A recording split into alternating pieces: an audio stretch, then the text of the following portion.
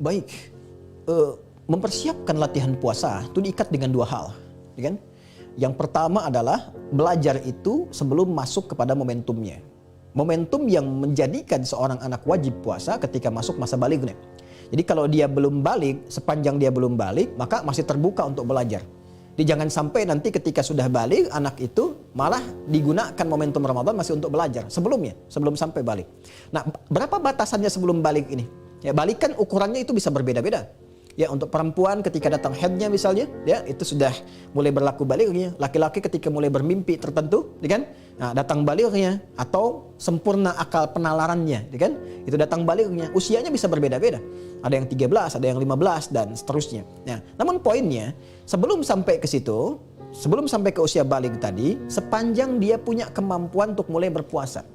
Ya, berapa biasanya wajarnya? Kita bisa lihat, kadang-kadang ada anak 4 tahun, 5 tahun, 6 tahun, sudah mulai berlatih.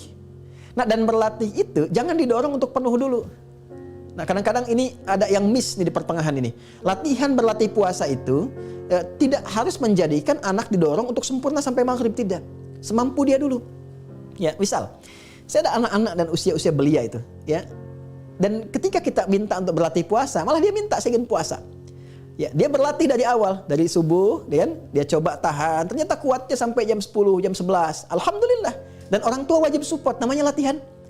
Ya, maka katakan kepada anak itu, sanjung anak itu, Masya Allah, gitu kan.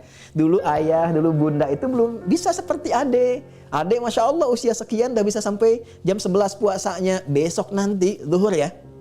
Metabolisme tubuh akan menyesuaikan. Sehingga keesokan harinya dia akan tambah lagi, itu otomatis tuh. Bisa menahan sampai jam 11, besoknya pasti lewat dari situ. Karena ada kemampuan tertentu secara teknik di metabolisme tubuh akan menyesuaikan. Kemudian sampai besoknya lagi dia sampai zuhur, sampai ke asar, puji aja. Karena Allah pun tidak memberikan beban. La yukallifullahu nafsan illa wus'aha. Jangan sampai terjadi begini, Bu. Ya, sudah jam 5 dia nggak kuat. Lalu dikatakan, ayo nak, semangat nak, nanti dapat pahala tinggi. Itu keliru. Keliru. Allah aja minta buka, kenapa kita paksa sampai maghrib? Begitu sampai maghrib sakit ya. Nah, jadi biarkan semampunya, nanti dengan kemampuan itu secara bertahap, sampailah dia kemudian pada keadaan yang siap untuk penuh. Ini bisa beda-beda. Ada anak yang 6 tahun sudah bisa penuh. Ya, ada anak yang 7 tahun sudah bisa penuh. Maka silahkan dilatih. Apalagi kalau nanti diduga ketika Ramadan ternyata baligh. Maka maksimalkan latihan di bulan Rajab dengan Sya'ban. Ya, Rajab dengan Sya'ban. Ini bukan hanya anak-anak, Bu, tapi hukum yang dikiaskan pada anak-anak. Misal, alhamdulillah ada saudara-saudari kita mu'allaf misalnya, ya. Melihat ada kemuliaan pada Islam, memutuskan masuk Islam di bulan Rajab. Bisa berlatih. Silakan berlatih dulu persiapan ke Ramadan. Ya, di bulan Sya'ban, silakan berlatih dulu. Berlatih sampai nanti muncul kematangan.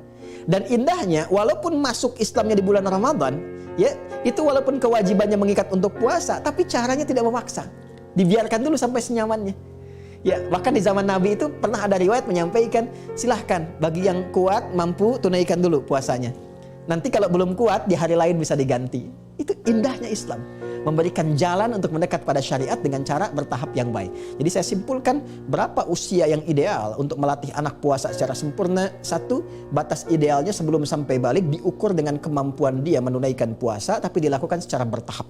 Sampai dia mendapatkan kematangan dan kenikmatan serta kemampuan menunaikan secara penuh. Ukuran setiap anak bisa berbeda usianya. Allah Ta'ala a'lam bishawab.